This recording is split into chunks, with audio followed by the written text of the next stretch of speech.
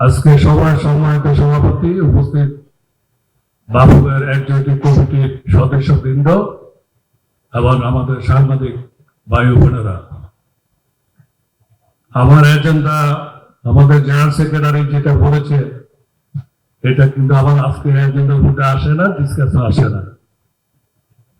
আমি Bangladesh national teams কমিটির একজন সদস্য হিসাবে আমি আমার এজেন্ডা আজকে উপস্থাপন করব।